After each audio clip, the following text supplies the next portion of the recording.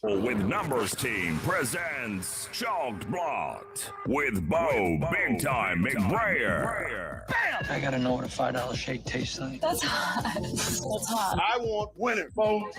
You don't know diddly. And his partner, Scott Stag Simpson. Do you know who I am? Trying to put Tiger Bomb on this jungle's nuts. That's cute. I remember when I had my first beer. I gotta catch a glimpse of these warlocks. Let's make a move. Let's make a move. Let's make a move. Hey, you guys, welcome back to Chalk Blocked, the world's sexiest DFS show for now. I'm Bo McBrayer, joined as always by Scott Simpson, nimble with numbers himself. This is a nimble DFS production. Go ahead and check out our YouTube channel. You might even be watching it right now on our YouTube channel. Make sure you hit the like with the thumbs up. Go ahead and hit that bell, give it a jingle, and smash the subscribe button. We have so much fun every Saturday night breaking down the slate walk. We got our sponsors. I'm sure Scott's going to mention all those guys that we use and abuse on a weekly basis to build out our content. I mean, I tell you what, I've spent so much time on our sponsor websites this week because I'm itching to go on vacation. I'm officially on vacation. 9.5 days of no going to work, no 45-minute commute. I am so excited. And football Sunday tomorrow is on Halloween. All Hallows Eve. How you feeling, Scott? You know, Bo, that was a well-versed intro. I hope that's scripted somewhere, written down for all posterity. We'll get an intern on that for sure. Nimble's going to have interns. We've got people begging to work for us. We just got to figure out how to do it and what to get people project on, man, because things are going well. You know, you're off for 9 days, which means you're going to kind of just apply yourself to your craft. You're going to get even smarter, even better, even more into football. It's the halfway point of the season. We've got tons of data out there. And I got to say, thanks to you, thanks to some of the content that you've been producing, I've been learning a little bit about how to do showdowns. So I'm not going to pretend that I'm some showdown master here.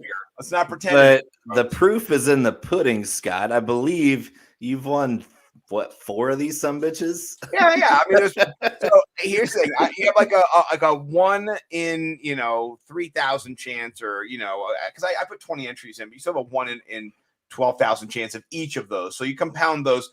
I think there's like a 1/10,000th of a chance of winning 2, and so I've won 4. So I don't even know what that is. It was like 16 numbers. That's like the power. It's the same odds of getting mauled by a polar bear and a grizzly bear in the same day. Right.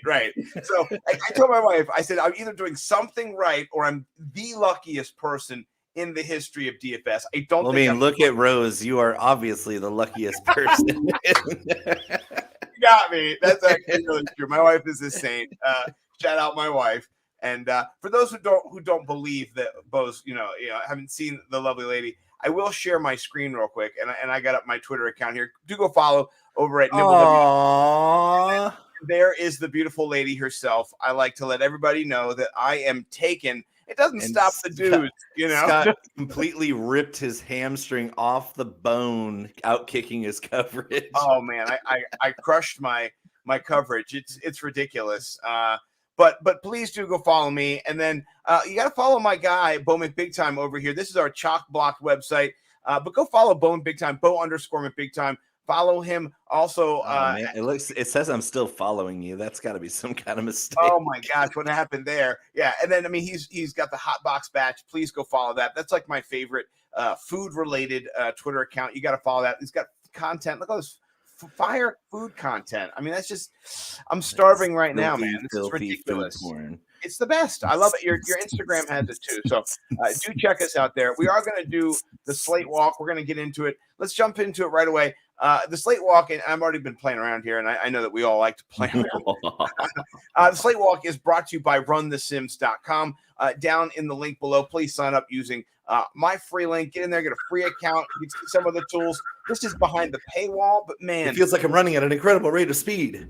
We just had somebody dink or bank or Bank. Bank it up, banker. They made $14,000. Their lineup on the Thursday slate, they got a 90.86. Mine was a 106. So that sounds like you're bragging. Sounds like I would have crushed in that tournament. I did tweet out to my man Justin Freeman over there at runthesins.com.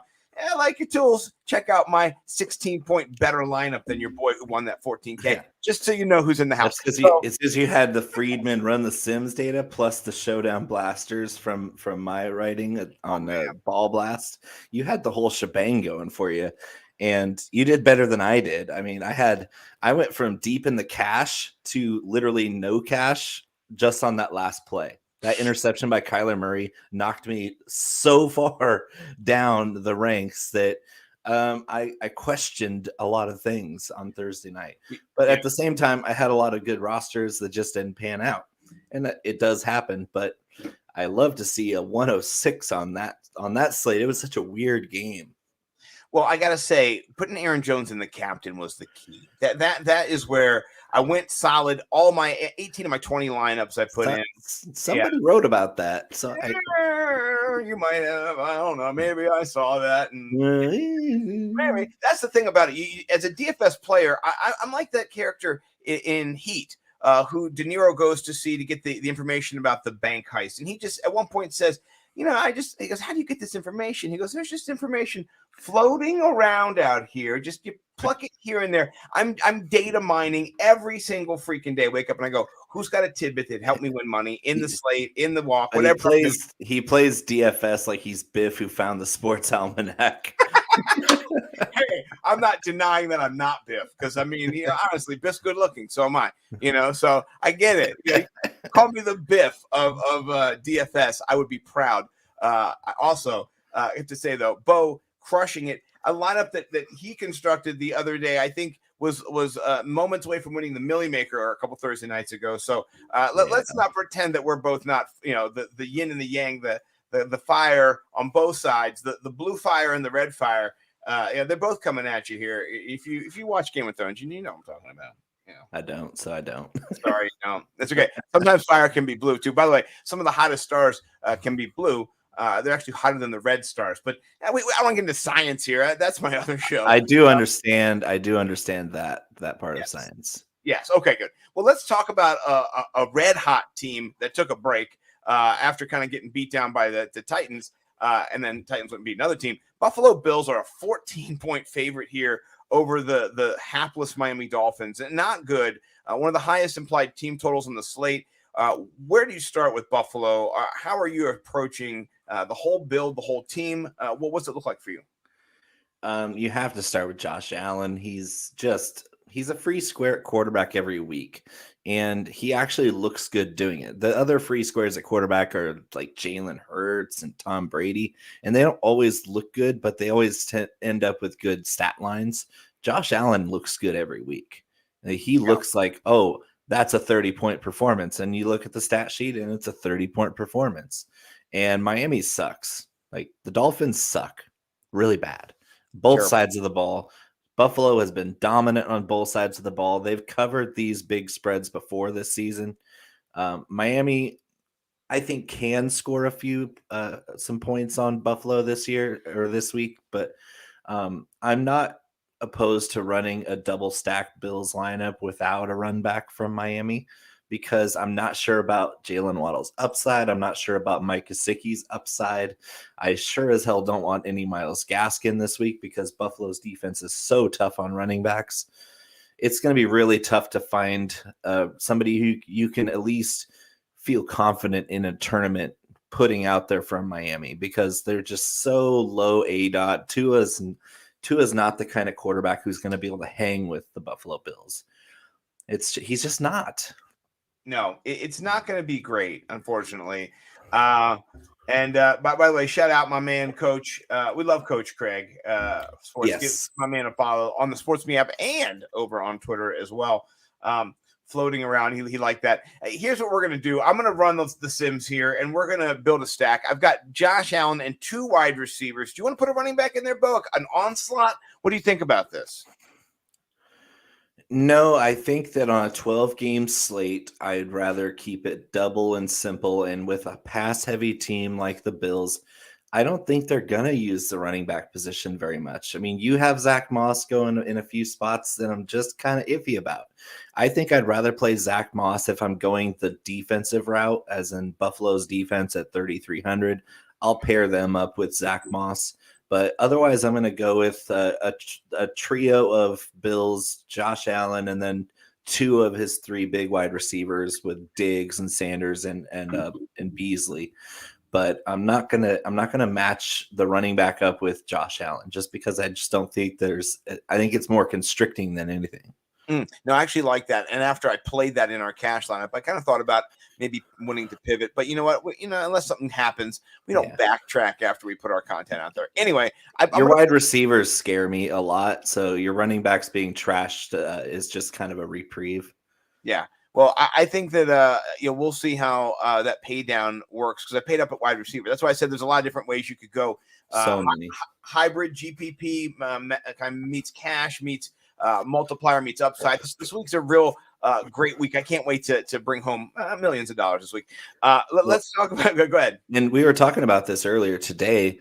How when I was creating lineups for cash and for tournaments, they're not that far apart this week. Sometimes you have some clear cash favorites and some clear tournament favorites, but the line is very blurry this week. We're not looking at much difference between a cash build and a tournament build.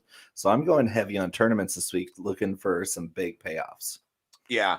I'm with you as well. And I think sometimes you have to adjust to the prices, and the prices dictate your builds and kind of push you in directions. And with priced up Derrick Henry and he's always priced up, but then also priced up Alvin Kamara, you have 2 kind of options. If you want to go heavy in cash, go down one route, or you want to go upside in GPP, you could go down either road as well. So I do like that. Let's talk about this next game, which maybe there's only one play at all on Houston's side. But there's definitely some plays for the Rams here. Let's talk about some of your favorites. How are you approaching Cooper Kupp? He's 9,000.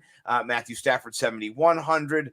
6,500 for Darrell Henderson. I like all 3 of them. Where are you at with these guys? I mean, you can't help but like all 3 of them. I love Kupp this week, just like every other week. He's going to be a huge part of this offense. And yes, the Texans have shown some decent stats against the wide receiver position. They have some good corners, but they haven't played a team like the Rams yet. They haven't had to cover a guy like Cooper Kupp or Robert Woods, and they haven't done well against running backs. So Henderson, even though he kind of flopped last week, I don't think it's too much of an indication of his future play, because that game last week with the Rams was kind of weird. Like that they didn't exactly run away with it. So we were kind of surprised that Henderson didn't get as involved, and he really didn't look explosive last week. So he might have been tired. Who knows? But Houston is going to be they're a hard team to gauge. I don't think they're going to get blown out by 15.5. I think I'd rather bet Houston on this one, because the Rams, when they blow teams out, it's more like they came to play against a really good team and they just completely smashed them.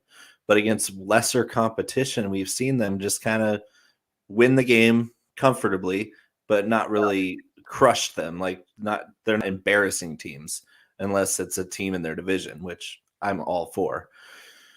But yeah, the Rams are all good. I can't find a single Ram that I don't want to play this week, all the way down to Van Jefferson, Higbee. I hate Higbee, and I still want to play him this week because the Texans are dead last against the tight end position.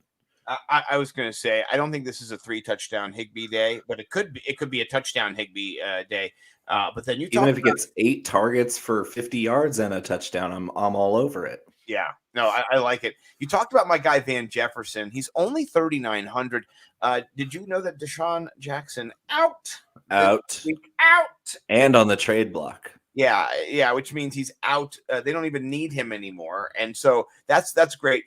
Houston not terrible. They're not the worst against wide receivers because people have been able to run against them. They haven't had to pass. So I like all of the Rams. I think there is a chance for an onslaught. I'm not huge on Matthew Stafford. I mean, I like him. If you're going to stack Stafford, with Kupp, I'm okay with that. I think I might rather go Josh Allen for upside. Just because they might rush the ball more. It might just be a Darrell Henderson. Now, if Darrell Henderson takes a screen to the house, then Matthew Stafford's double dipping. You're cheering, and so I'm not saying an onslaught couldn't happen. I'll have a few of those, but I think my main, if I'm going one build, I think I'm going to stack Cooper Kupp, and then and then maybe do then without Matthew Stafford and go Cooper and Darrell Henderson, just so you have the upside of both those scores. The duality of man. Yes. The yin and the yang of the wide receiver and the running back kind of. See, I like that. So, but the amount of chalk coming off of this game is pretty crazy for such a large spread. I'm not as excited about this game for how much popularity it's getting, especially on a 12-game slate. It's a little bit chalky for my liking. I'm still going to have some exposure, but I'm not going to be as enthusiastic about it as what it appears to be about a quarter of the public here. Well, and here's a question. 19% Brandon Cooks. Is that an overstep? Is that an overreach? Very, very far. Yeah. He's going to have the Jalen Ramsey treatment, and I don't like that. Well, the offensive line is going to have the Aaron Donald treatment, and so is Davis Mills. So I don't like that. It's Tyrod Taylor this week. He's back. Oh, he's back. Oh, okay. Well, so that's why your chalk is with Cooks, because before Tyrod Taylor went down, Cooks was eating really good. Mm-hmm. I did project him to play if Taylor was back. I didn't know he was back, but still, I'm not going to run it back with him right now. I think there's better plays that are cheaper in that price range, and you don't have to game stack with the run back on this one. I actually like the run back with David Johnson this week, 4,200. There's no Mark Ingram in town, which only every other week was Ingram getting enough carries to be relevant. But David Johnson without Ingram in town, he's getting a lot of receptions. He's lining up as a receiver quite a bit already. And at 4,200, that's an extremely low price for a starting running back that's going to get receptions.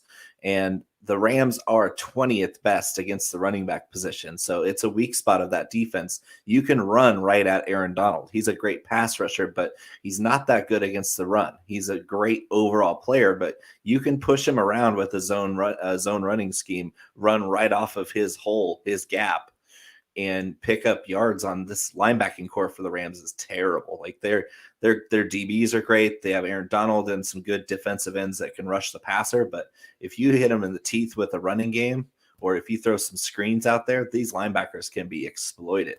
And I do like David Johnson as a really low priced running back. If you're going stars and scrubs, like if you're trying to squeeze in a Kamara or a Henry, and you don't have very much to throw in a flex or a second running back spot, David Johnson is a lot better than a lot of these places. So Coach Craig says Davis Mills is starting still. Okay. We have conflicting reports. Well, I'm just going to say either way, I'm a little bit hesitant to approach the Houston offense. Has been really bad. They're not scoring touchdowns, and that's what you're chasing in GPP particularly. Now, cash, maybe if that's what you're looking for, go down to Michael Pittman. He's like, cheaper, much cheaper. Go down. I think Higgins is cheaper. Like, go down, son, go down. But anybody else you're playing? Are you playing the Rams defense? Very sparingly. 5,100 is crazy, especially when there's a couple other defenses with much lower salaries that are going to in similar matchups. Yeah, like you have some smash defenses on this slate. So it doesn't make a lot of sense unless you're stacking Darrell Henderson and the Rams defense together. I really don't see a reason to spend up that high on a defense when you can get the same effect for 1,400 less. Yeah, I mean, if you're doing that, play the showdown slate and really maximize, that leverage play, and then you make more money that way. Then you don't have to play against all the other games to go right if you're going to make that call. And that's what I learned about showdowns, by the way, talking about showdowns earlier in the show and being able to kind of be successful with those. If you hone in on a game, leverage what you know about that game, maybe it doesn't impact the whole slate. Maybe just take it to that game itself, and then you can be a little more successful. That's just my thought. Coach Craig jumping in. He's got the Texans by the collar here. So he's designated could be ready. So it's a back and forth. So right. he's not going to start. All right. That's good. Nobody knows the Texans like Coach Craig. Yeah. Coach Craig, now the official reporter for Chalk Blocked, weighing in here. For the Texans.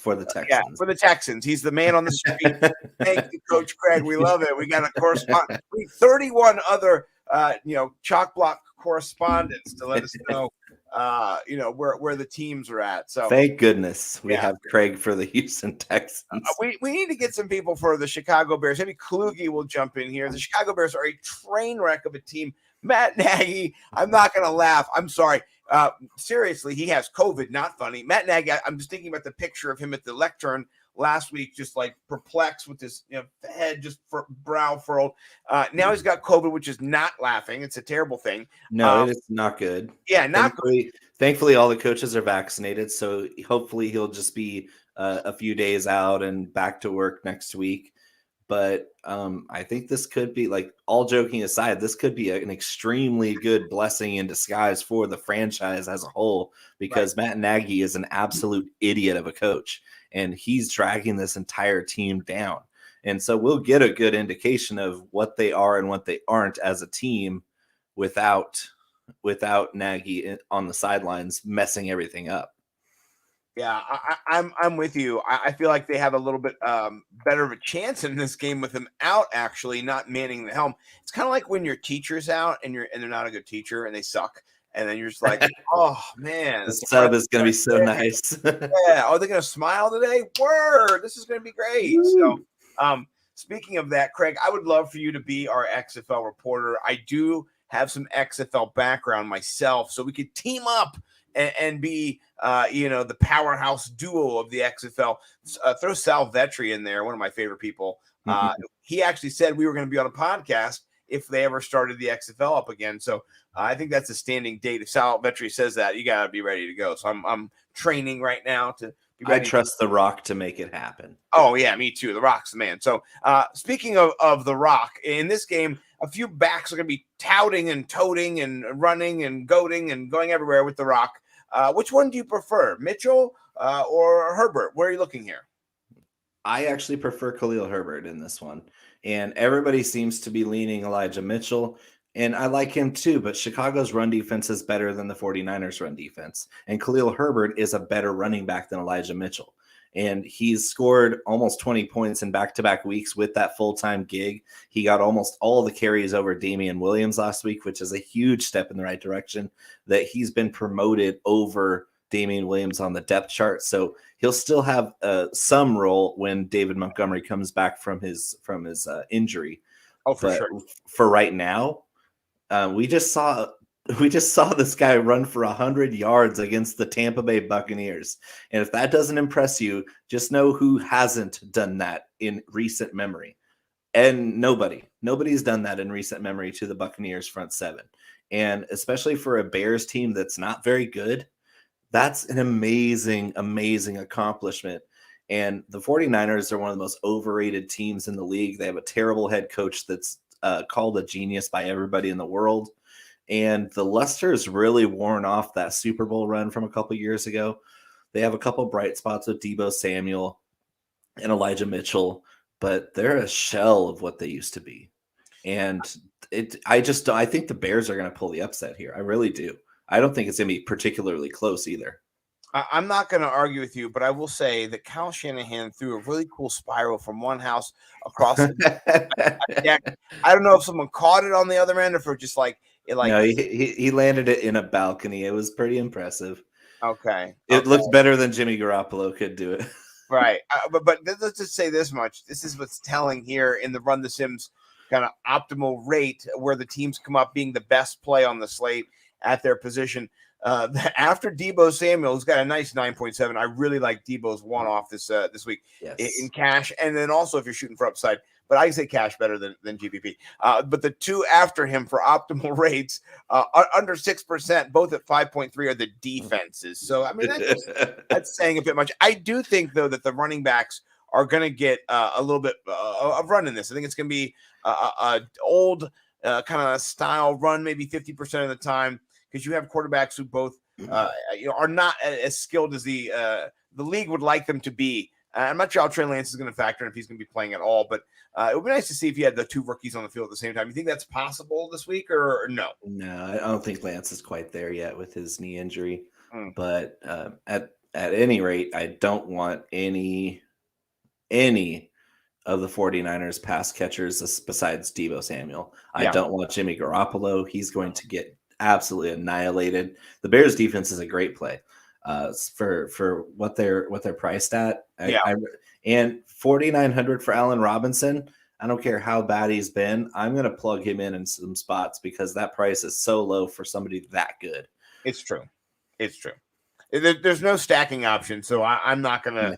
I'm just going to move on. Unless you're absolutely bonkers and you want to play a 5,000 flat Justin Fields on the off chance that the 49er secondary, which is bad, is that bad. But they're going to put pressure on Fields, and Fields hasn't looked good under pressure yet this season. Yeah. It's ugly. One hit from Bosa is a game changer. You know what I mean? Mm-hmm. And that's just how it goes. And, did he was on the same team as him? Is that right? Or do they over at Ohio State? Yeah. So he maybe he has a little bit of experience.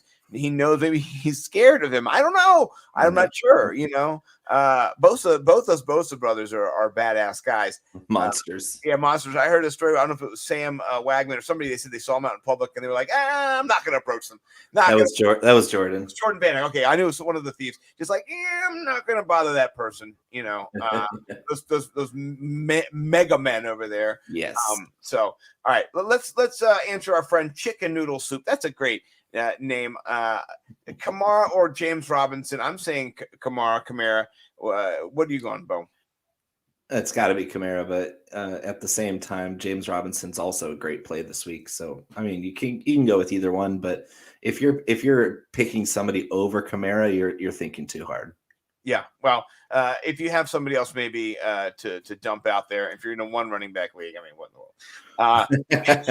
world? Let's talk the Cincinnati Bengals, suddenly one of the hotter teams out there up against just the putrid Jets.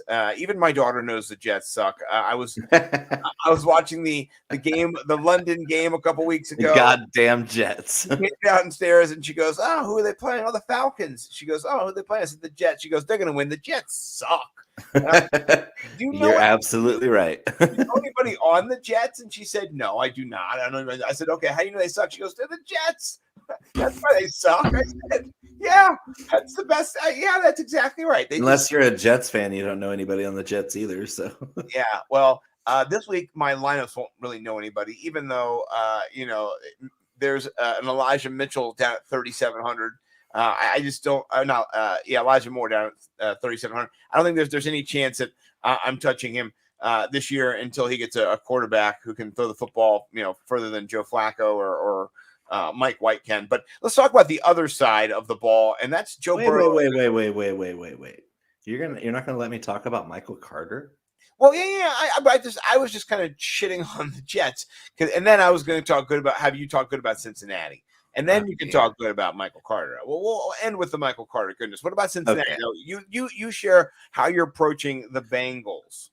So amazingly, this stack with Burrow and Chase, or Burrow and Higgins, or Burrow and Mixon, you can go any of these ways, and it's not going to be that chalky. Like even Chase at 15.8, with the way he's going, the Jets still suck.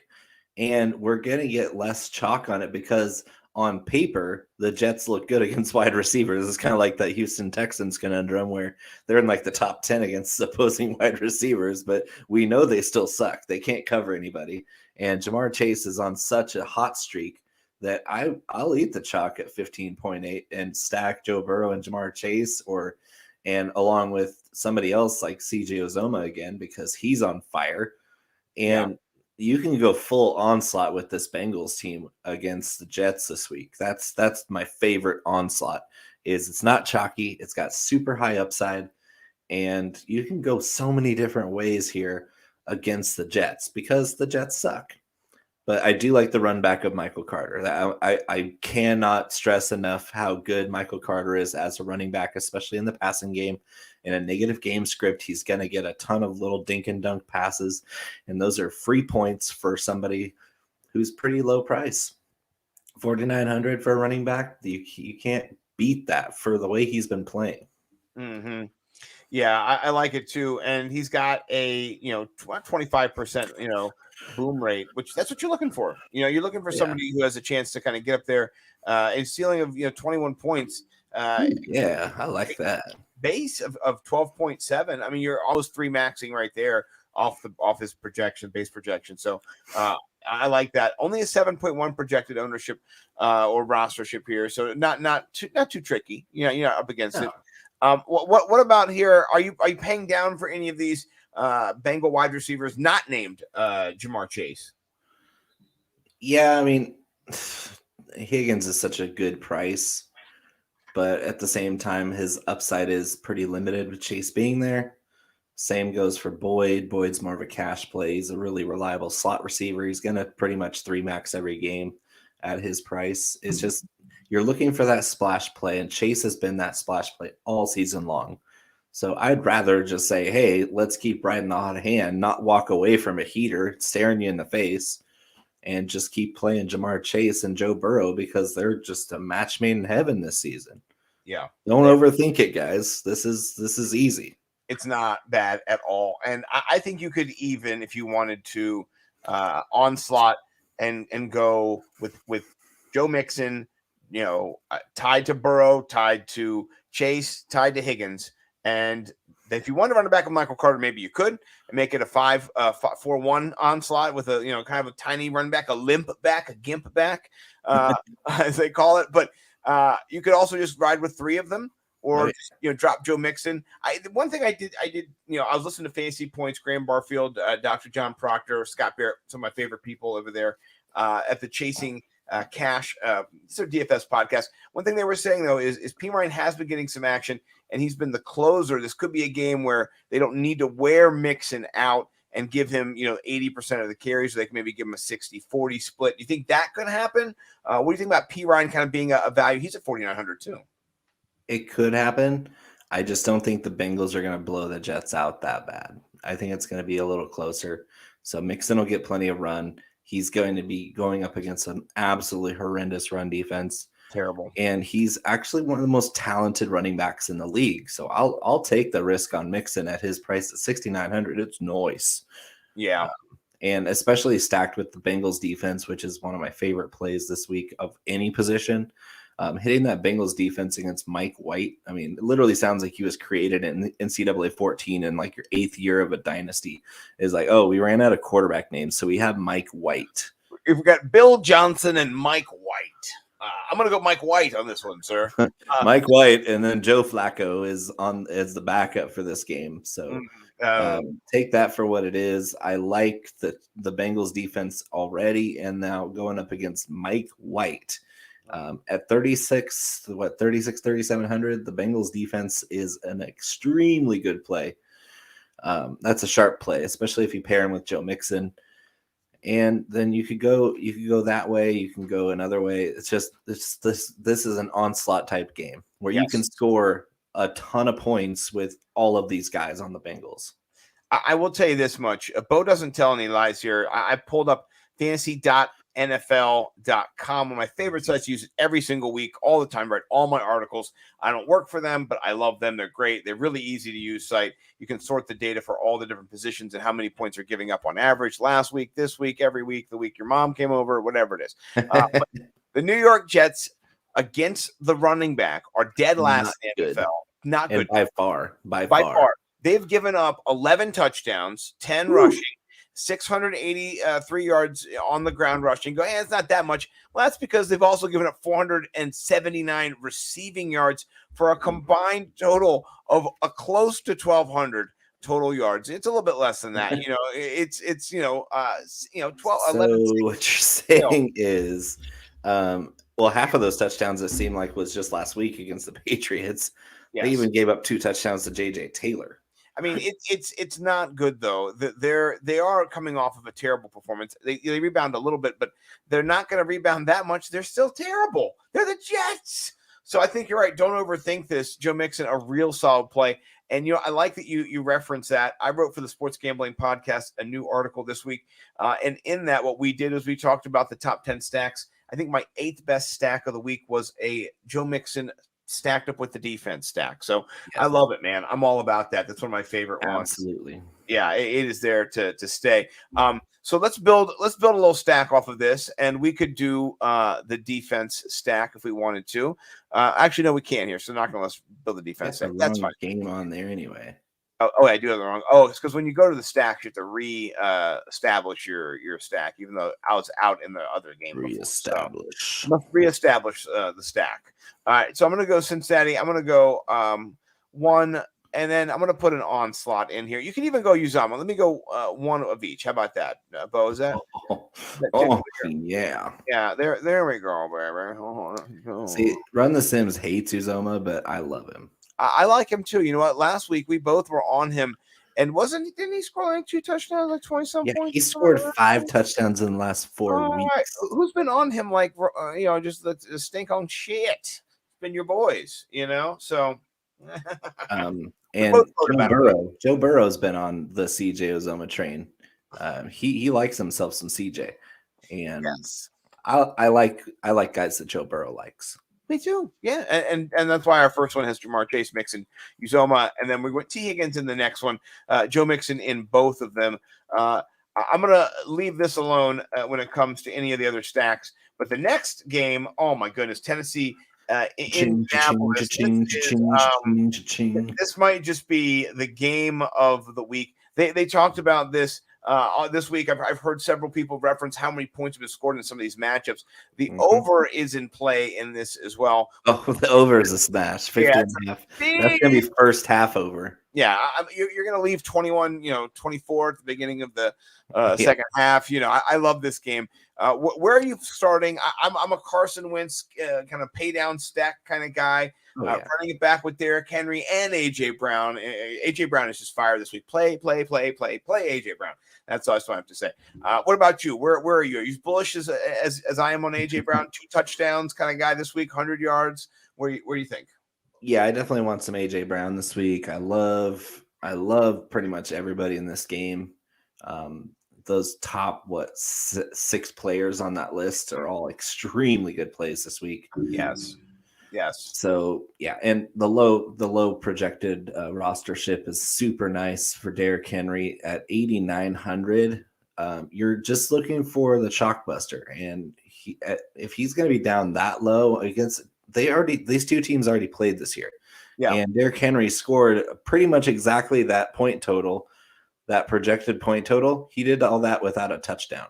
Right, just on the 100 yards and the amount of sheer man on man. He had 3 or 4 catches in that game too.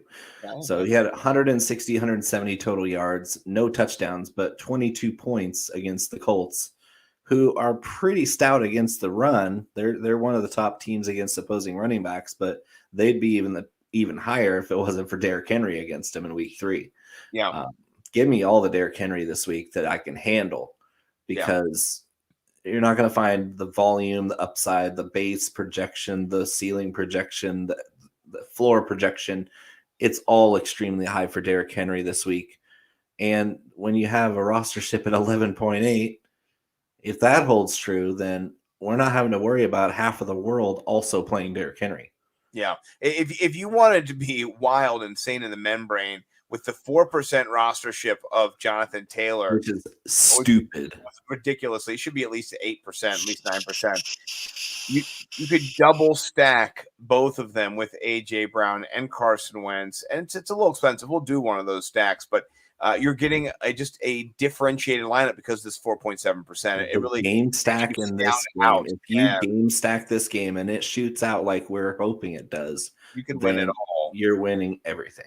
Yeah, and we're not underselling that. Like, here's the thing: as somebody who has won it all pretty much in these showdown slates, and last year, this is the game you're looking for. Yeah, this is the one that you want to kind of pin your hat on. There's a couple other ones that you want pieces of, but if you can nail the right game stack, the right 3 or 4 players, I think in this set, and maybe it doesn't include, Henry. Maybe you fade Henry and just go all AJ Brown and Jonathan Taylor. And but I'll say this: the ownership of Michael Pittman, people have caught on. At 5,300, that is just, I don't understand what you're doing. It's just too cheap. It's gross. And it's driving up ownership, which is kind of disappointing. He should be probably around 6K, maybe 61. Yeah. What that means is don't play him solo in a lineup. Play him as part of a game stack within the players, and it's okay to have Michael Pittman. If you have him as a one-off in a lineup at 16.9%, you're not really helping yourself there. But as part of a game stack with 3 or 4 pieces or even 5 pieces from this game, it's not going to matter how many people have Michael Pittman because they're not also going to have Derrick Henry, AJ Brown, and Jonathan Taylor, and Carson Wentz. They're not going to have all these guys. No, and that's what's going to differentiate. And the more that you can stack the game, the more that you're getting away from the field. And so that you stray from God. Exactly. That's all about the chalk that you want to block, and that's block it. If you want to know how, like there's a scene in Big Mouth when Nick Kroll's character, little Nicky, he looks at the camera, he's all drunk, and he goes, you shut your big mouth, and then keep your big mouth shut. He goes, that's the name of the show, Big Mouth, and so the name of the show is Chalk Block. You just saw it personified in this blocking it play. You're blocking it unless you're using it and attaching it to other plays that are lower projected so that you are then creating a differentiated approach and maximizing your value, or you're wasting your chalk. That's what you're doing. So I like it. Let's build a stack. That's what we're here for. Yeah, buddy. I want 4 pieces of this game. Stacks of stacks. Yeah, me too. I want. We can double it up like this. We can even get nasty if we wanted to and do tight end. The tight ends on both these teams are poo poo. Well, you could get a Mo Alley Cox. You never know. Yeah, it's not a good matchup. Yeah, it's not. Let's take a look at this one. Ooh, this one is a little hot toddy. Give me that one. That's the one. That is the ring to rule them all right there. I'm gonna put this one up a little higher than the other ones too. That's the cool part about runthesims.com. Link in the description below. Please sign up. Cute sliders. Yeah, you cute little sliders, and you can just manipulate them, and it adds over here, and it accumulates all the stacks you've built. At the end, when you run your sims, it'll incorporate them all in, and you're differentiating based on the plays that you think are going to be most effective. This is the only stack in my Clash of the Beards and Bellies lineup. Are you afraid? Un poquito, senor. Un poquito. Yes, I'm not going to lie. I am a little afraid. I also want to play a stack without 2 running backs. I'm going to take out Jonathan Taylor and then just do okay, here we go. I went down too far. This one right here. Oh, I took out the wide receiver. I took the wide receiver. Let me take out the running back for Indy. Find those stacks. And then this one here. Oh. Yeah, this one's really good too. I like this one a lot. Only 26,800. Not bad. 75-point projected. If I get 100 points off that, that's what I'm thinking. Okay. This is a nice game. I hope you guys get some. What about this next game? Go ahead. Gross. No. Just to reiterate, the Tennessee Indianapolis game is the game that Nimble DFS right now is saying get heavy on. Just get heavy on it. Say start there and then act accordingly around it, because you have a lot of attention on the Rams and the Bills pieces, but in those blowout games, you never know when people just start dropping out of the game. We're like, hey, it's out of hand. We don't really need to keep our foot on the accelerator, and neither of these teams has done that so far this year. They've kind of kept on with it.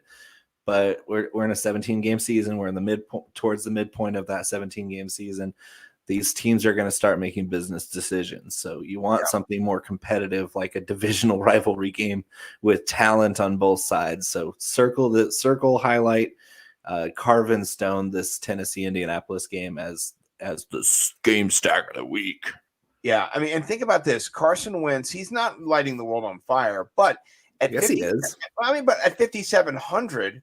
He has right. That is what you want in a GPP pay down quarterback, and then you're putting with these expensive weapons, of course, a little bit more expensive. AJ Brown particularly pay down $2,000 cheaper than Derrick Henry, but expensive all the same. But on the Colts side, they're not expensive. Like that 5,300 and 5,700, you're at 11,000 for the two of them is a great pay down stack. It's just a great base to build on, like Bo's saying. So that's correct. I love it. Yeah, I love it. All right, the next game, I've got a few people I do enjoy in this game, but very few. Only a few. Right, none of them are under center. Very few of them will be running the football. Maybe one will be passing or catching the football. How about you? What's your favorite play in this game? Deontay Johnson. Yes. Excellent. I need to go to the game. There we go. Talk to us about Deontay Johnson. He has the second best production or projection on the team behind Najee Harris, but priced down. So the only game in which he did not receive 10 targets this season was a couple weeks ago when he had 2 targets, but he also scored a touchdown in that game. So we've seen consistent production from Deontay Johnson every game he's been on the field. Ben Roethlisberger force feeds him. This Browns secondary is getting lit up left and right. I think they're 26th against opposing wide receivers. Deontay Johnson is the 1A, the 1B, the 1C, 1D wide receiver on this team. Claypool has been banged up. He's also underachieving. Juju Smith-Schuster is out for the season.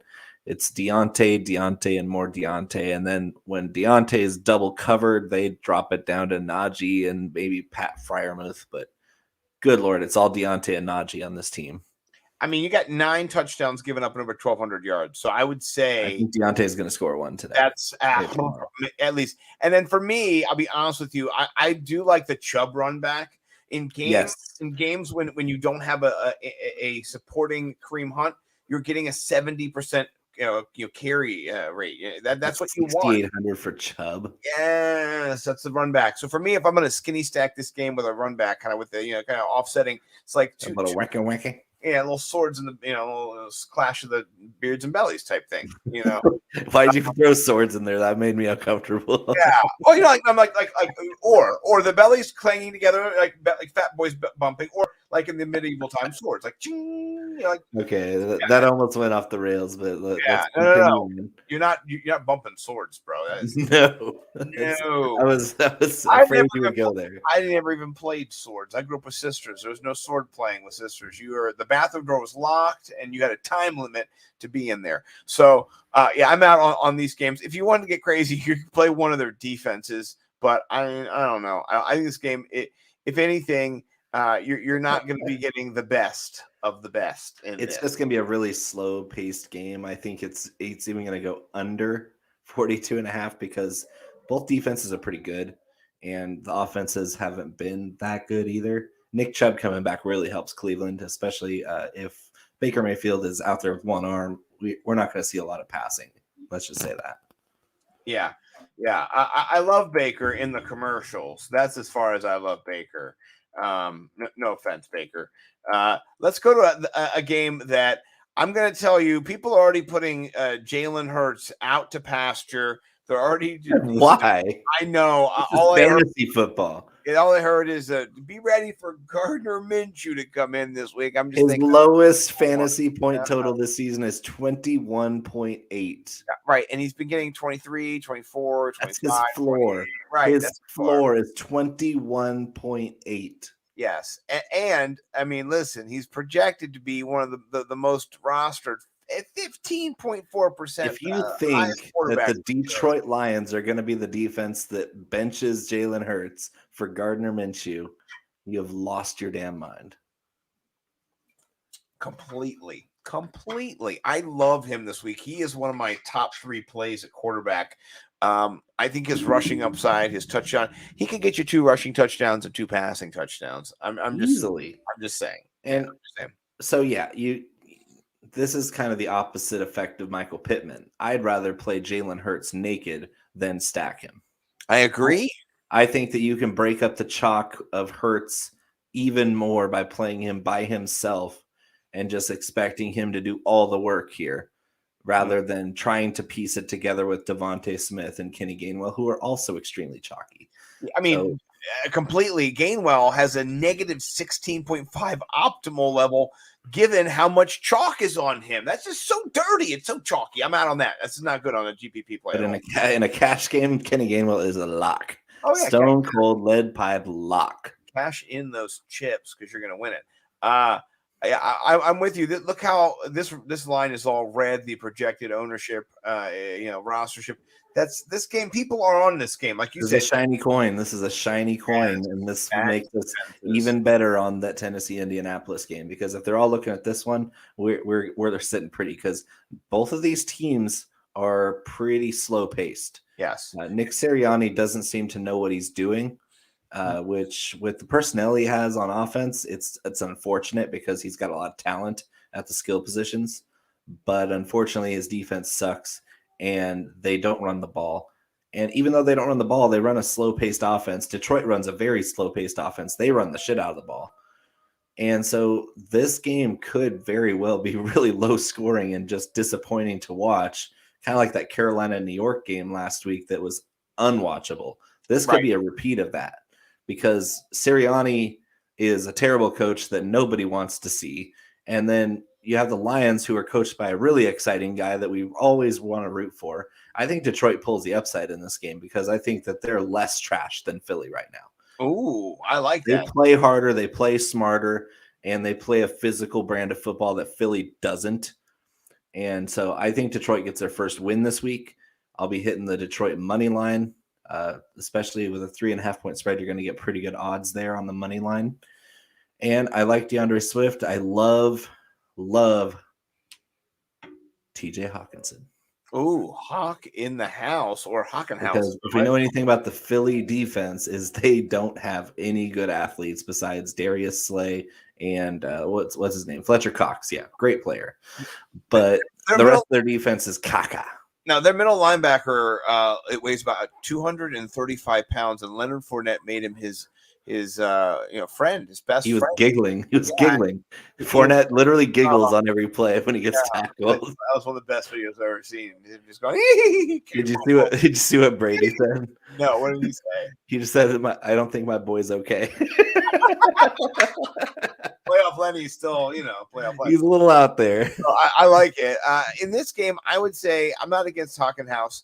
I want him to be a little bit healthier, but whatever. You take what you can get. He's getting healthier. He's good. He looks good. I do like Smith, but everybody else likes Smith apparently too. So more so in cash than in 5,500. Again, just like with Pittman, is these obvious cash plays with the value price. It's almost too obvious. You don't want to put a rookie out there that's super chalky against a team that's terrible on defense. But I think this whole game is going to be a big letdown. And I think if they play a Detroit style of football, which is slow paced, running the ball back and forth, punch you in the mouth, played okay defense, and put some points bite the kneecaps. Keep coming up from getting knocked down. Detroit, they've lost 7 games. They're 0-7. They've only lost 2 of those games by double digits. And they should remember. I predicted that in my preseason article. No, you did. You were all over it. I love Bo's con takes, particularly the one about Jackson Mahomes being an a-hole. he's just a terrible human being. That's all. Yeah. Sorry to our sponsors.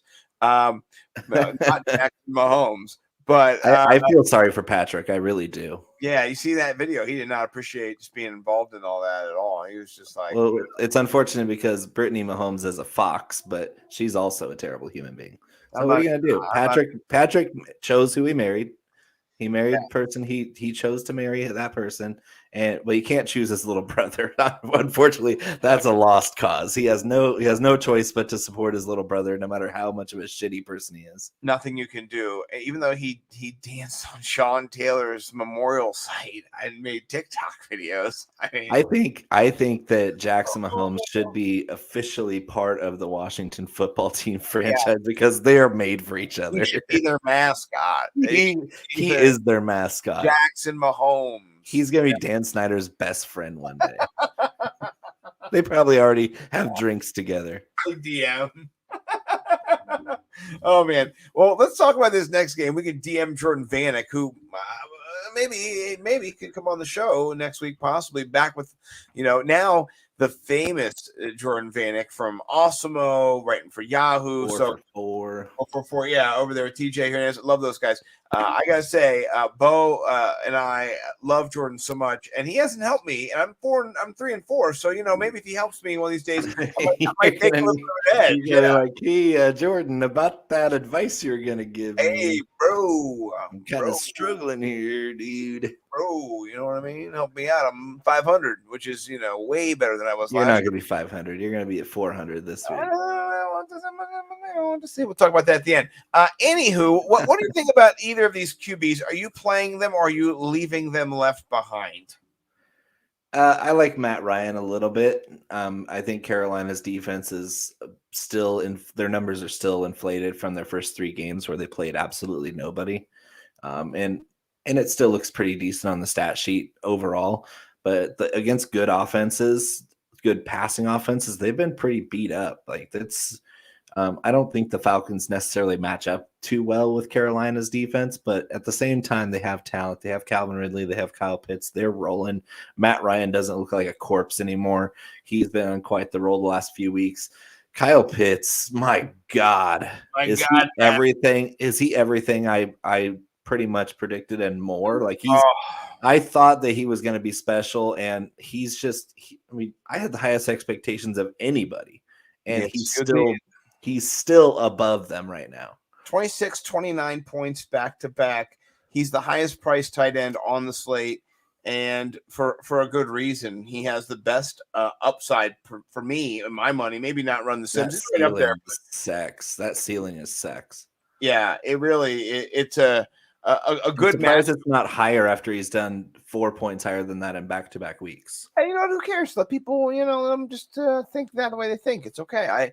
I like it. It gives us an edge anyway. So, but if you're going to pay up, you will differentiate yourself because it's under 10% right now.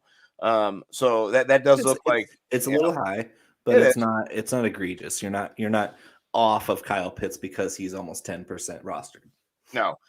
What about as my wife calls him, Cordelia Patterson? What do you think about him? He is projected the highest ownership.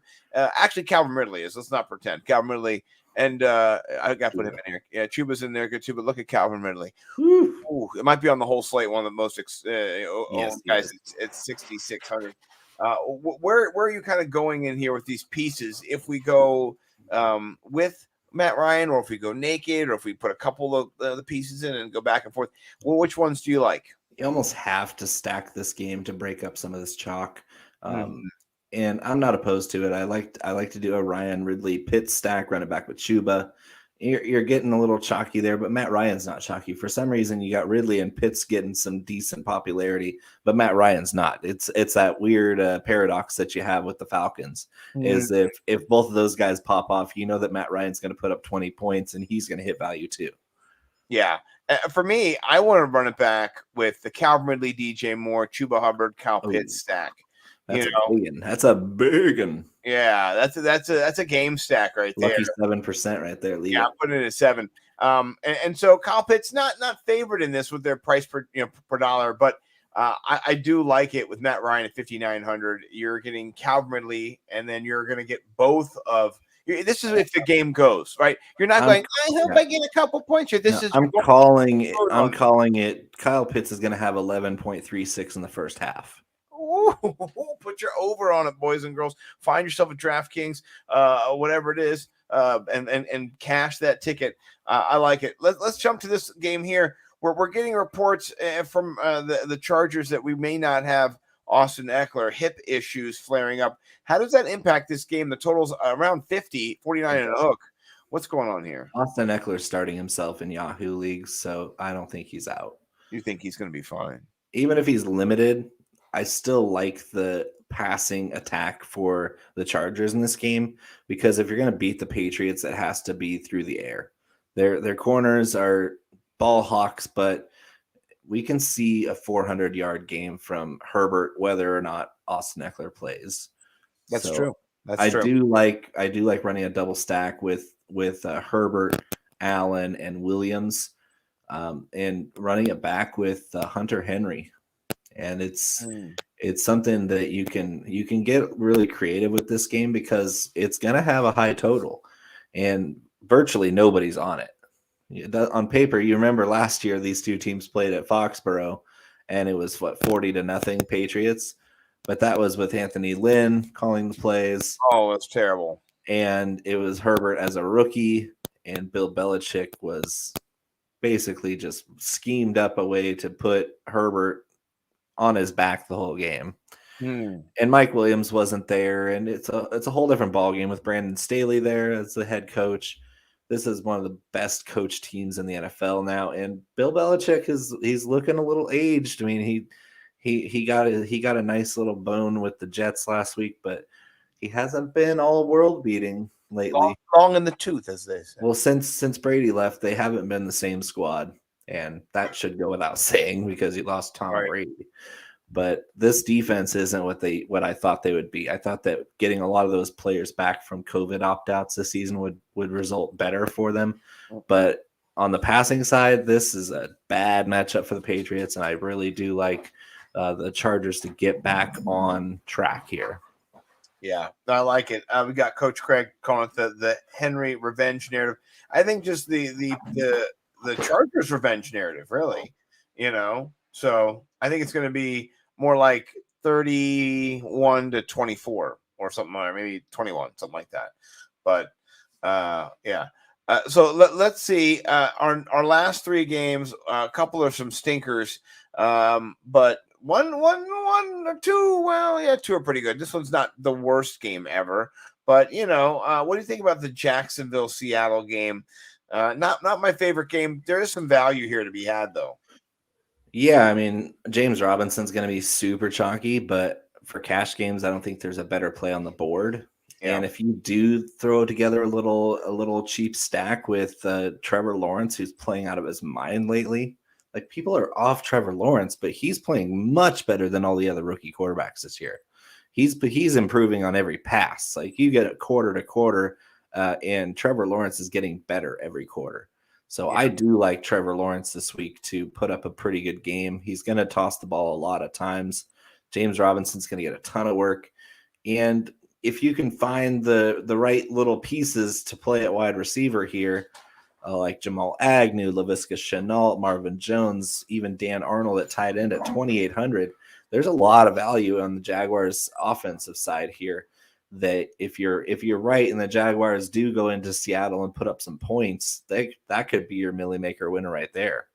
Yeah, it could be. And if you looked at I was checking out the against the positional rankings here on fantasy.nfl.com, and the Seattle Seahawks defense gives up the second most points to the running back position. Oh, so, is that bad? Is that bad? It's advantageous for your guy, James Robinson, for sure. And then if you're going to have this game, it's a low total, 44. It's one of the mid-range games, but it's not a shooting game here. That's a fair total because Seattle's offense is in disarray with Geno Smith. I know it'd be so much higher if you had Russ Bus there. Way higher with Russ, like 51 at least.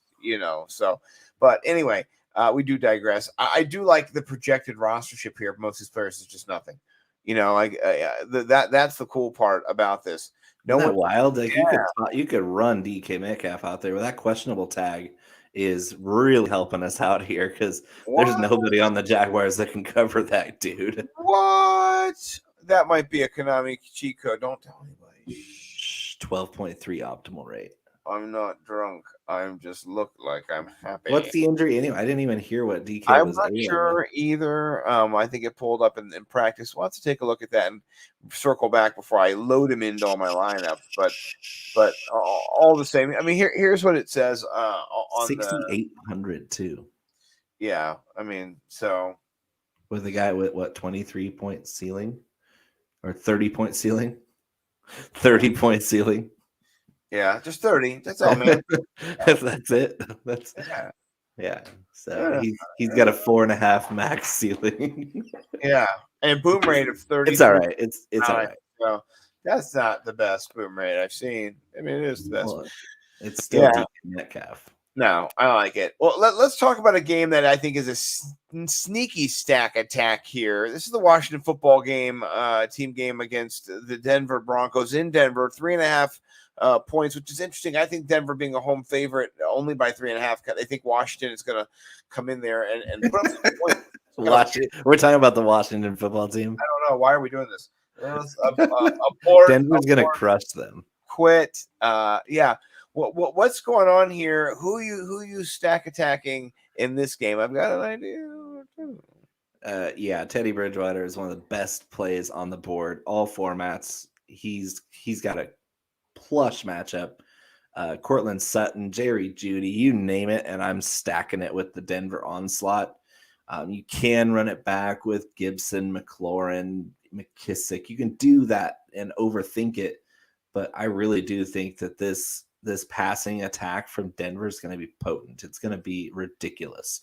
And Run the Sims agrees that Teddy Bridgewater is the best projected points per dollar quarterback on the board this week. Oh, yeah. So, we're talking about one of the worst secondaries in the NFL against one of the best. Like, they have, even with all the injuries, they're getting Jerry Jeudy back, who's been dancing around at practice. He had some soreness that knocked him out of Friday's practice, but they just activated him today. Full steam ahead for Jerry Jeudy. Cortland Sutton's still an alpha. He's a 6'4", big body receiver that's a big time threat to score touchdowns and big plays. We're going heavy bone on the Broncos stack here. Yeah, I put a few in with McLaurin. I ran back with Jeudy, Fant. Fant is another one of the premium plays according to Run the Sims, where I think he is the highest projected boom rate for tight ends on the board. Yeah, this is green flag racing against Washington's defense because it's been that bad. Yeah, there's a lot of green here for projected ceilings. There's just a lot of base projections that I really, really like over here. Teddy Bridgewater, like you said, his points per dollar value, 4.3. I did this last year. Run the Sims helped me not have to do this. I made all the points for every player in the whole NFL, every slate. This number is ridiculous after I made them all every week. That's a stupid number. Yeah, this is you. I wrote about him this week. You have to play him, and you got to stack him. He's one of my best stacks this week. I think he's in my top 5 stacks of the week. So please. I was thinking that if everybody else was talking about Teddy at 2.2%, then if it was higher, like closer to 10, then I might even say, hey, go Taylor Heineke, because he's also a pretty good play with his rushing upside. Right. And his weaponry is pretty good too. Denver's defense hasn't been great all year. They've been average. They've been middle of the pack. But man, how bad this Washington defense has been. And Teddy Bridgewater down at 5,400. He's had a couple 20-point performances already this season against bad defenses because his receiving core's so good. 2.2% projected rostership. That is asinine. I'm getting palpitations, man. I gotta calm down. Yeah. 61.9% boom rate. I believe that's quite high. That's up in Lamar Jackson territory, if you're wondering. If you, let's just say, right, you stack him and you do it with Jerry Jeudy, who's only 4,900, and they go off, you're getting a was it 10-3? Who is Washington going to cover Jerry Jeudy with? Nobody. Who are they going to cover Cortland Sutton with? Nobody. Who are they going to cover Noah Fant with? Nobody. How are they going to stop the two-headed monster in the backfield? They're not. It's going to be so bad. So you can play any of these offensive pieces from Denver. You can even play Tim Patrick, and he'll probably do something too. He probably will. I can't wait to see what Runs the Sims does when we put the generate the lineups and actually do the 42 blue HUD. Let's get last game on our slate here. We've got the world champions, the GOAT. Smash the under in this one. Smash the under. 50, almost 49 and a hook. It's with the hook. It's a 50. Yeah. So smash the under on this game. I'm talking 20-17 game here. This is going to be a lot of turnovers from Jameis Winston, and I believe the Saints defense is pretty tough. So they're going to give Tom Brady a lot of trouble. They're going to get after him. They're going to cover the wide receivers pretty well. Gronk being back, I think, is a bad thing for them because he's not going to be 100% with bruised or broken ribs, pierced lung. It's going to take a while to get him back to full strength and conditioning, because when you're out that long with that sort of injury, your cardiovascular system hasn't recovered fully. So I don't think he's going to get a full workload. There's going to be a lot of Chris Godwin peppering him with targets, which is why he's so chalky at such a 6,400 is an insult for Chris Godwin in this game. Yes. What about, though, half the price, super nice Mike Evans? 7,000 is steep, especially when you can't expect him to score 3 touchdowns again. Marshawn Lattimore is his father. Yeah, he doesn't do the same thing that DK Metcalf does. By the way, shout out DK Metcalf for getting called out for trying to have a foursome. He's my hero. Yeah. So basically, the story is, for people to know, he was DMing with an OnlyFans girl that he messed around with, and he was like, "Hey, come over to my place." Hold on, wait, don't, never mind. Oh wait, actually, yeah, Duke, meet me over there. I'm trying to have these 2 girls come home from the bar with me. Foursome. You know what I'm saying? So, like, dude, and she thought it was exclusive.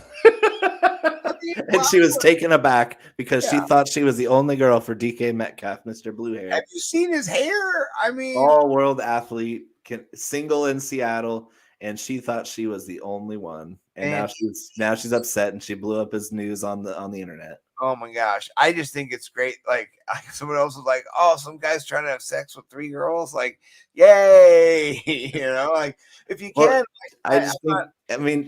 Nobody should kink shame. That's the worst thing you can do is kink shame and say, hey, if DK Metcalf wants to shoot his shot with 3 different women at the same time, he's gonna get shot down. If he gets shot down, we have no hope whatsoever. Right. And this is the thing with that, is the delusional one here isn't DK Metcalf for thinking he could pull this off. It's her for blowing it up, thinking that she was the only one in this equation. Right. That's delusion. That is absolute delusion. You're an OnlyFans model. Model is a very, very loose term. Hey, look, we're not going to model shame anybody here, bro. Listen, by the way, I got to tell you, OnlyFans personality. I got a hot salacious secret. I don't want to dump it here, but I might dump it to you afterwards about maybe updating where we put our content and make it a little more illicit. But anyway, let's do a little stack here. I'll put some feet on there. Yeah, you'll definitely put some feet on there. I'm gonna run a stack with our boy Tom Terrific. Tom Brady, Chris Godwin, and Alvin. Come on here. Yeah, that's the only stack I'd run out of this game, because I think it's gonna be pretty narrow. 5%. But don't forget Tyler Johnson with Antonio Brown out. Tyler Johnson at 3,100. I'm a little bit worried about the late chalk coming in on him, but if it stays low, then I'll have a lot of Tyler Johnson to fill in the blanks here. Yeah, a great pay down option if you're looking for somebody to fill out your GPP plays. Let's look at what the percentage is here, where he's coming in. 2.3%. I'm okay. I'm at about out of all my builds so far that I've locked in, I believe I'm at about 25% Tyler Johnson. I like that. All right, we're locked and loaded. Let's generate some lineups and let's see where we're at. 4200. And the very first lineup has our boy, our top 4 lineups, 4 lineups, maybe 5, 6, because they're 7. It is skewed because Teddy Bridgewater is their top. It's their top guy, so they're going to really load up on him. Yeah, but he's only 27% though of the 40. So he is the number 1 quarterback they put in there.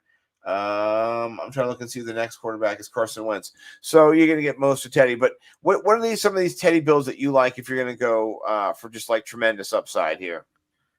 The third one looks okay, but I like the 4th one best. Or no, the second one. The second one looks incredible because I like the double tight with Dan Arnold at 2,800, Sutton and Fant and that double stack. Mike Evans, obviously a high ceiling play. DJ Moore, spectacular play this week. And you never know when Cordero Patterson's going to put up another 20 points. Yeah. I mean, you're double stacking Bridgewater. You're getting Patterson, Henderson, Moore, Evans. Oh man, and then the Bengals. You could even pay down to the Bills, I think at 3,300 or 3,100. You could pay down to them. I do like that first one. That first one is nasty. Yeah, you've got Pittman. Yeah, Hubbard, Pittman tossed in there makes it a whole different animal there. Henderson. I mean, you've got Hubbard, and then Patterson and Henderson. So that's a nice little. Oh, that's tasty, and Pittman too. This is looking good. Is that still considered a 3 running back lineup though? Because we don't really know what Patterson. He's a flex. Do whatever he wants. He's just a flex player. Yeah. Why wouldn't they put Patterson in the flex if he's their flex? Yeah, I don't know. They don't. Maybe it's the time when the game started. I don't know why they did it, but I like it. I downloaded it. I'll share that with you in the DMs. Dude, sign up for runthesims.com. They are in the down below. There's a link in the YouTube. Please check out YouTube. Nimble W Numbers YouTube. That's what it is. Go check out nimblewnumbers.com. By the way, I do need to pull up nimblewnumbers.com. This is the real deal, folks. This is Bo was talking about like where you really go. This is what my Google screen looks like. I want to give you the real deal. Nimble W Numbers #1. Run the Sims. Occupy Fantasy. My Google Drive. StreamYard. DraftKings. PFF. My inbox for email and Twitter. Your email, bro. So yeah, well, that's just how it goes. 9,800 unread emails. You have so many Saudi Prince offers in there. It is. Scary. Dude, it is what it is. You could be sitting on a mother load of money and you're just letting it go unread. I might be. I'll tell you what we're sitting on, though. A motherload of content here. We've got it all. Check out Bowman Big Times, Hot Cash from the King of Spice. That's him. Sexy mother. He is. I got Nimble GPP plays to get you paid. That's me. Woo. And then combined, we are the Clash of the Beards and Bellies. And this is just, fire content. We'll get into this at the end. Let's go over to Occupy Fantasy. I saw you messing around in here, man. I saw you. I saved a few. I didn't say as many as a week ago. But. I saw you got a little something in here. Oh, that one's nasty. Yeah, you got a few. Do you want to build one just ourselves? What build do you one want from scratch.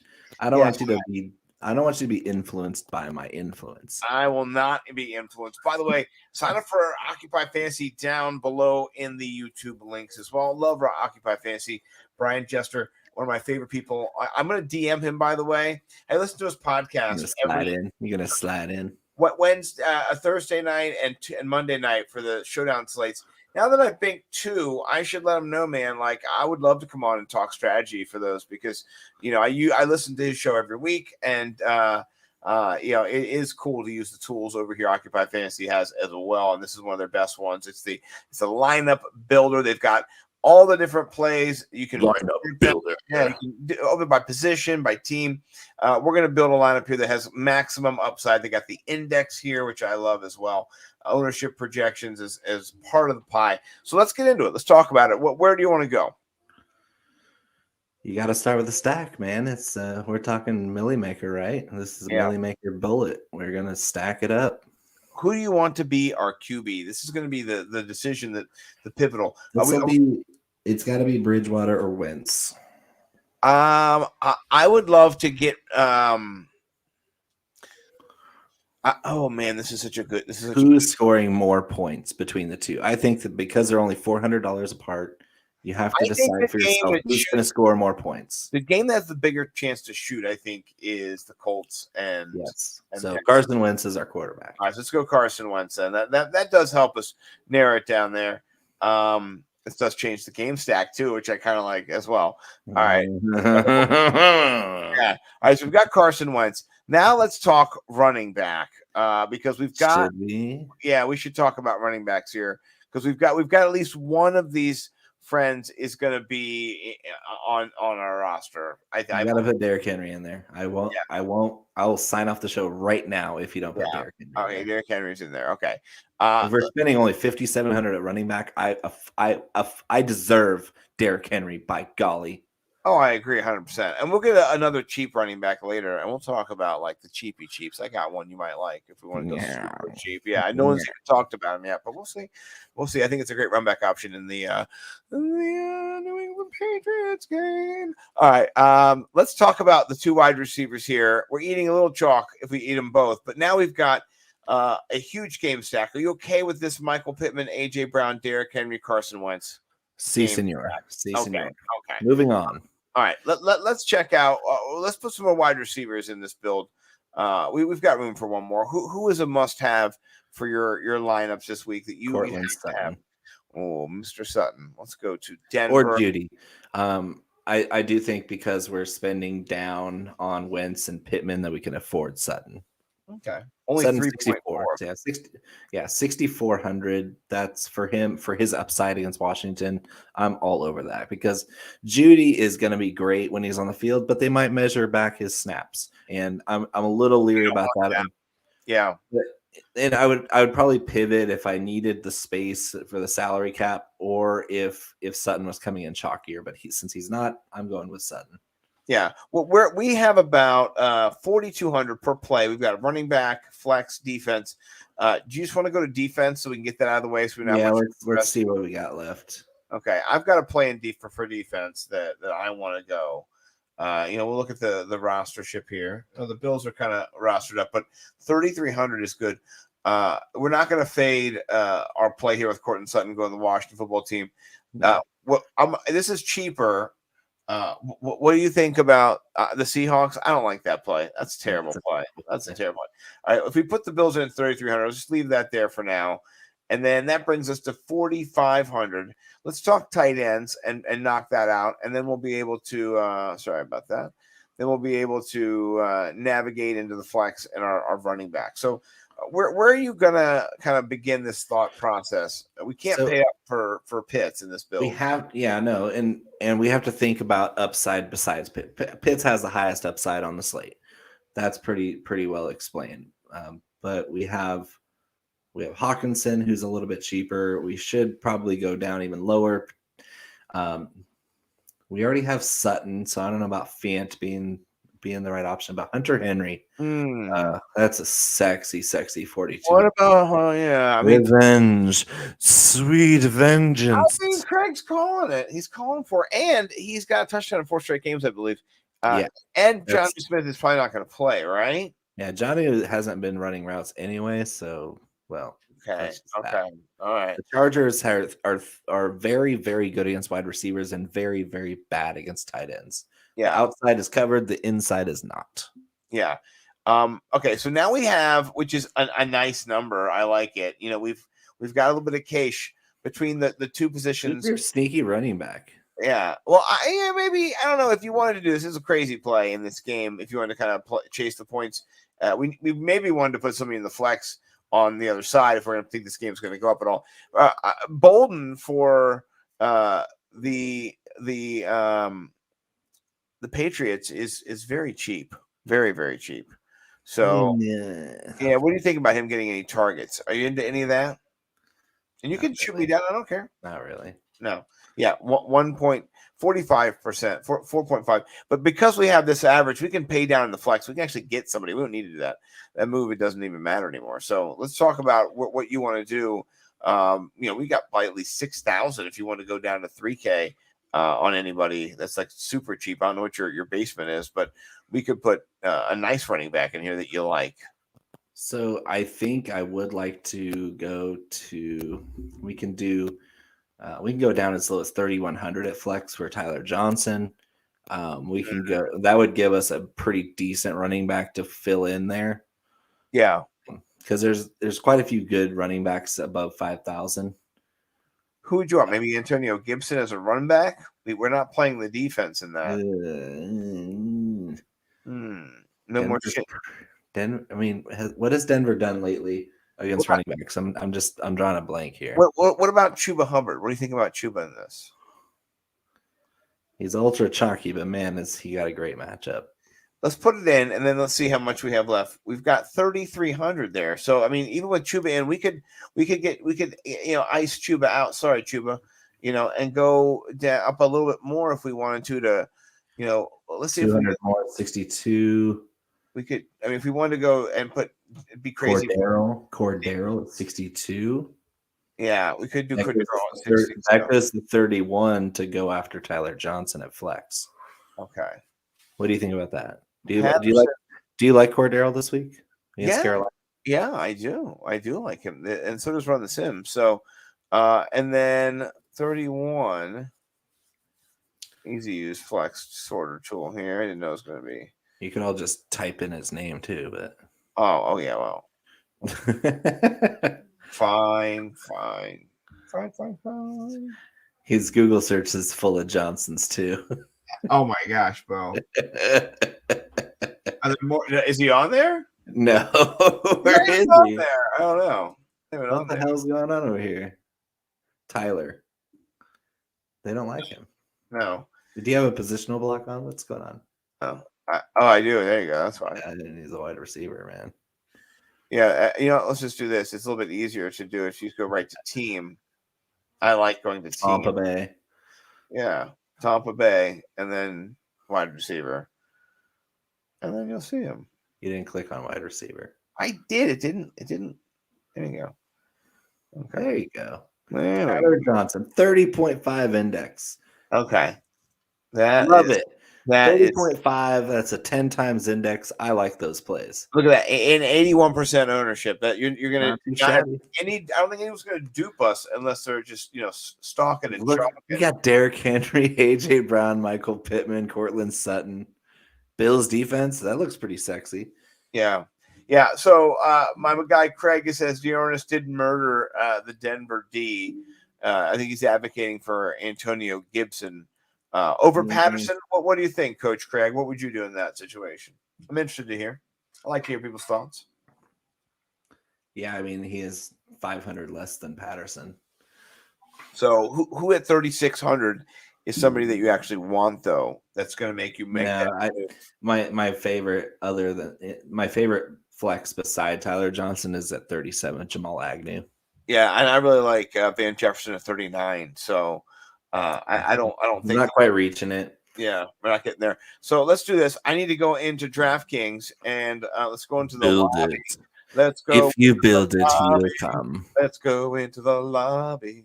Let's go into the lobby. And get ourselves a treat. Go into this again. All right, let's create a new lineup and let's get really down and dirty with it here with 30 Carson Wentz. Yeah, Carson Wentz. Derek D. Henry. Okay. And then Cordero Patterson.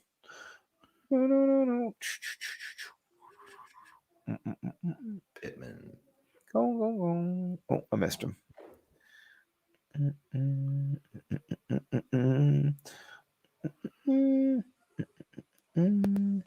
I going to next, Bo? Who's our third AJ Brown. He's up top.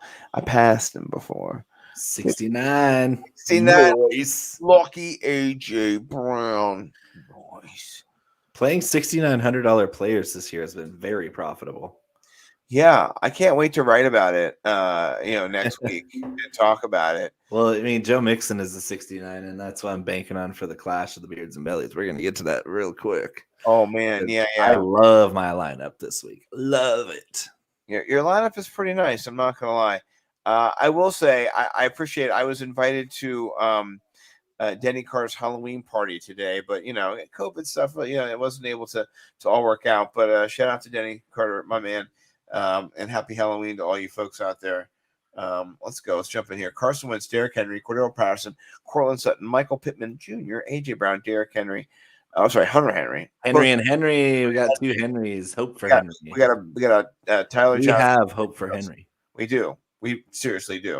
All right. I like that. And then because, I want to win all the money this week, I'll drop it in the $3. Because that's just a single entry unless you have another plan. Yeah. Too, the 12 one. I think I've already I've already done it. But we'll figure it out. I don't want to get into these ones where there's a million people entering in there. But let's jump over here to the clash of the Beards and Bellies. And that was, by the way, Occupy Fantasy. Jump down and sign up in the link below. This game is going to be great. Let's talk about your lineup here, Bo. Walk us through. I'm just going to skip over my amazing intro. Well, you want to read the whole thing? Go ahead. I mean, sure, I wasn't going to read mine. Yeah, go for it. Yeah. I didn't know you wanted to pump the whole thing. I like it. Go for it. Yeah. Most of us have been through at least one good haunted house in our lifetime. When I was a kid growing up in a farm town, we would get permission from my great uncle, farmer, to make an amazing haunted shop. We partitioned each room with hay bales, coated the concrete floor with sawdust, and designed actual blueprints of the layout.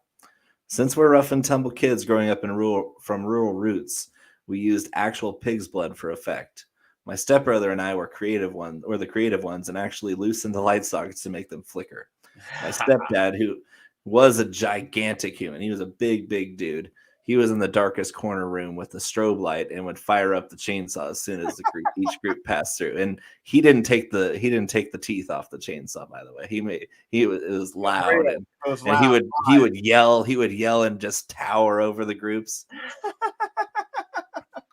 We'd have high school kids volunteer for the insane asylum and surgery room where we used intestines and blood from pigs and goats with a black light and had a person under the tarp screaming as if they were awake for the operation. We had somebody sitting in an electric chair. We had a werewolf that would jump out and scare people. And then we finished off with a room full of porcelain dolls that would move when we pulled a rope. We also had a CD in that room playing little and then like they're singing like nursery rhymes, and it's just really like nightmare fuel for sure. Like we had pretty much everybody. Like I think we had a clown at one point that was just like big, goofy, scary looking clown. We had everybody's worst fear in one room or the other. And if that sounds scary, it pales in comparison to watching Scott put on a show last week to end my winning streak. I bled out all Sunday watching as Patrick Mahomes, Tyreek Hill, Derrick Henry all disappointed me. To twist the knife is that everybody else did great.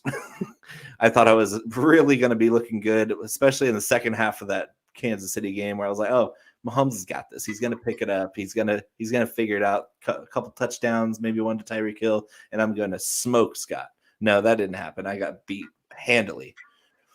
And it still blows up in your face sometimes. You could have the best lineup on paper, and if the players just don't show up, you're going to lose. I stuck to that. I still thought I loved my lineup even through halftime of the early window. I still felt good about my lineup because the value plays I played were all successful. They all went off. I even played Dante Pettis last week. Oh, it looked great. Touchdown. Yeah. I had a great lineup. It just didn't materialize, and yours did. You had a great lineup. So instead of going bonkers and overthinking it, I stuck to the guys that I wrote about, that I came to conclusions this week with my research, my writing, that I had my favorite players, and I decided to fill my lineup with all the people I've been writing about all week. Just don't overthink it. Play your guys, and if you're right, you're going to be really right. Yeah, I like it. You've got Bridgewater, who we talked about being the other option in our Millie Maker build. We've got Joe Mixon, who is playing against the worst run defense in the NFL, giving up 38 points per game to running backs. Jonathan Taylor, who is one of the top 3 rushing running backs in the NFL, who is going to get 20 touches. Agnew, I love in the flex, getting he's averaging double digits since he took over the slash role. Yeah. Urban Meyer apparently just needs a guy who's really quick and really fast to play that role. Laviska Shenault's better as an outside receiver than he is that slash role because he's not as quick. He's a tough runner. He's a great like muscle receiver. He's not laterally quick. He's good at breaking tackles, but he's not Agnew. If you watch Agnew with the ball, he's electric. He's fast. Like that dude. There's no mystery to how he ran back that kick 109 yards on the missed field goal against Arizona. That dude can fly. Oh, he's got the jets. I love it. That's a great pay down 3,700 pick. I love it. And then you paired him up with Diggs, who I love Diggs this week. He is my number one stack of the week. He's in it with my guy. Yeah, I love him. And then Cortland Sutton, who we already talked about, who we love. So that's good. And then let's talk about your, what's wrong with DraftKings? 3,700. He should be 4,400 at least. Can I be the pricing guy for DraftKings? I bet you I make you more money at DraftKings. I bet you I give you a little bit more back on the back end on this one. Come on, man. Yeah, CJ Uzomah at 3,700. That's just stealing, especially with the guy. Remember, we'd already said this: 5 touchdowns in the last 4 weeks. So, yeah, Darrell Bevel, the offensive coordinator, or the passing game coordinator, whatever you want to call him for the Jags, loves Jamal Agnew. Urban Meyer loves Jamal Agnew because he's a little Percy Harvin clone. He's not quite as physical as Harvin, but he can fly. You get that dude in space, he's going to make some plays. And he's done double digits in those 2 weeks without the benefit of a touchdown. He's making big plays, and he hasn't even hit pay dirt yet. So Uzoma, I'm just going to ride the wave, not walking away from a heater. Uzoma is one of the easiest values on the board at tight end. Kenny Gainwell, he's my guy. He is my guy. Nobody was higher on Kenny Gainwell in the rookie rankings than I was. And so I'm gonna give him in his first chance to be a de facto starter in the NFL with Miles Sanders out. He's gonna get the more valuable touches over Boston Scott. He's gonna get those catches. Yeah. And I even if Boston Scott gets more rushing attempts, it's gonna be like 5-3, big deal. If Gainwell gets 5 or 6 catches in this game, I'm going to smash the $5,000 value here. Oh yeah, as they say, whoop-de-doo. If Boston Scott gets a few. Don't care. Won't give a shit. No, I like it. I'm a little bit, you got some good running backs. I'm not gonna lie, and you can read about it all here at the. I should do this. How about this? If I was smart, I will share this right now, and I'll share it in the YouTube comments. So there, check that out. It's right in the comments there now. It should not be filtered. So I love this. This is mine. I'll read mine intro. I said the NFL is a week-to-week league. 1 second you are hot, and the next you are a ghost. Life comes at you fast. It was literally invented after middle linebacker collision that killed 3 people, whose ghosts still haunt that Western Pennsylvania Pop Warner Field to this day. Don't quote me. All this to say, sure, last week's resounding victory over Bo. Find him at Bo_score Big Time on Twitter. Felt amazing, but there's no time to celebrate. It's Halloween Sunday, which means magic and voodoo and witchcraft are all on the table for Bo. Last week's drubbing angered him greatly, meaning he's redoubling his efforts this week to haunt me with a spooky cash line from hell. I'm sticking with my guns and riding the guys I've written about, theme of the night, really. And we'll be playing myself in cash and GPP tournaments this week. It's going to be a tough slog fighting his evil dark powers and all. But I'm going to win this week and pull even with Bo 4-4, haunting his DFS streams for yet another week. Here's my lineup. I'm going Josh Allen. And then I do think Elijah Mitchell has some upside. Khalil Mack out again. No Mack attack. They got a banged up Akeem Hicks. He's good. Hicks is good, but he's banged up. I like Zach Moss here in this game, too, on the back end, running away. For this game should be a huge blowout. I think they're going to crush them. They got a 14-point home, over to kind of cover. But I think what are you going to feel like if all the touchdowns go to Diggs? I'm going, listen, I'll have some of those because Allen will be scoring them. So I'm not the end of the world. I'm a little disappointed, but not the end of the world. But I've got my guy AJ Brown on the other side. I know. Yeah, your wide receivers are nasty. DJ, I'm not afraid of your running backs at all. Yeah, your running backs make me want to throw up, but your wide receivers are downright terrifying. I've got some good wide receivers, and then Goddard. And I love Van Jefferson. There's no more Deshaun Jackson to worry about, and then the Bills may be the best defensive play on the slate. So do check that out. We love you over there at Nimble W Numbers. Yeah. And then let's talk about as we get out of here this week. Bo, where can people find you? Where are you writing for besides NimbleWNumbers.com? Besides, the Clash of the Beards and Bellies, which is top shelf. We also have the hot cash from the King of Spice. But I know you work for other people. Plug them away. Where are you at? So ballblastfootball.com. I'm the DFS staff writer for Ball Blast, and all my work is behind the Patreon paywall, which is awesome because it's premium content. I spend a ton of time every week to put together the best GPP, cash, and stacks and value plays. I do 3 articles a week for the Showdown slate every Thursday night, every Sunday night, every Monday night. Ball Blast Football has everything for fantasy players. I'm under the DFS and betting tab. There's my article sitting right on the front page. Is this you here? Yep, that's me right there. Hey, maybe Ball Blast can get me to do some Showdown articles as well. Yeah. I'm just saying. I mean, I'd be welcome to, guest spot. Here's one thing I do think people should do. They should sign up immediately. Go over there, log on, do Patreon. Yeah, it's worth the money. We had a guy earlier on the Showdown slate sign up for the Patreon, pay us $10, and then he played the first Monday Night Showdown contest and won $8,000. So, it's even if you win a couple hundred over the course of a season, you're not going to pay anywhere near that to get access to all the information that I've been digging up. That's really what it's all about. Is just voluntarily paying for content that you don't want to dig up yourself. Right. And that's and I do work hard to make sure that the content is premium to match up with the subscription. Oh, of course. I expect nothing less from Bo.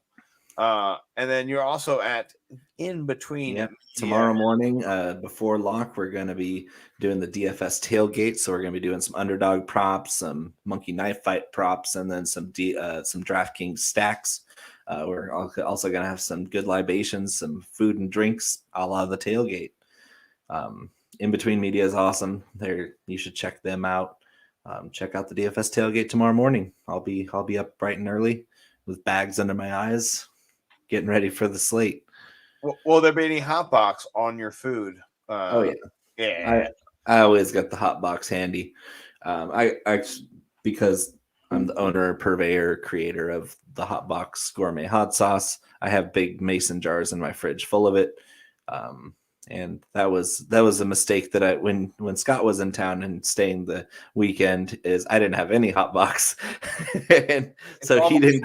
It's all myself. Yeah, he didn't get to eat any while he was here because we didn't have any in stock at that moment in time. But now I have a whole bunch of it in stock. So make sure you place your orders at bigtimeflavor.co.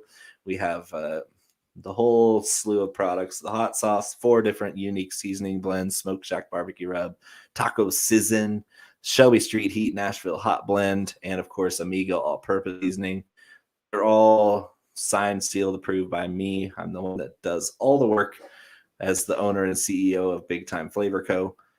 I guarantee quality, freshness, and no junk ingredients. Everything that goes into those bottles is pure flavor. I help make some of those too, and they are ridiculous. It's all exactly like he said. Please do check out him. Bo Big Time is the rising star in fantasy football for me in DFS. He's one of the best in the biz. I love him. To be able to do this every Saturday night is such a blessing. But I gotta say, on this Halloween, we're not haunted. What is your prediction, though? I want to know. This is the last thing I said before we get out of here. If you were paying attention, and Bo he knows what I'm going to say right now. What is your prediction for your boy, our guy, Aaron Rodgers? What is he going to be? Is he going to be Yoda? I already saw it. What is it? John Wick. John Wick. He recreated the picture of John Wick and his dog in the front seat of the car. And there's some subliminal messaging in his little excerpt because if you look up the John Wick description on Wikipedia, it talks about his mission of vengeance. And so if you're reading the tea leaves, him being John Wick for Halloween is really telling to what his mentality is going into the season. Because he's been growing his hair out all year to be John Wick. He put it on Twitter? Instagram. Oh, all right. Well, I'll look and find it. I do love me some Aaron Rodgers. This is one of my favorite pictures. Oh, yeah. Go up to his pin post because he's, of course, a native of Chico, California, where I spent a good amount of time. I grew up in a little town 20 miles away from Chico, but we both went to Butte Community College. And Campfire was the big fire that killed 84 people in Paradise just above Chico a couple of years ago. But you could see his hoodie there, Butte Strong. That's Butte County, California, up here in NorCal, and it's so cool to have an ambassador for the region that's so beloved by everybody that lives here. I love that guy. On that note, do follow us all. Bo _ Big Time on Twitter. Me, Nimble W Numbers. Go follow us over at NimbleWNumbers.com and let us know when you win. Let us know when you win. We got a Patreon as well. Time for our Patreon. Oh, here's some lineups of the Patreon. Excuse me. Freebies. Yeah. Nimble W Numbers or Nimble. Check Nimble Patreon. But what is the link for it? Actually, just patreon.com/NimbleDFS.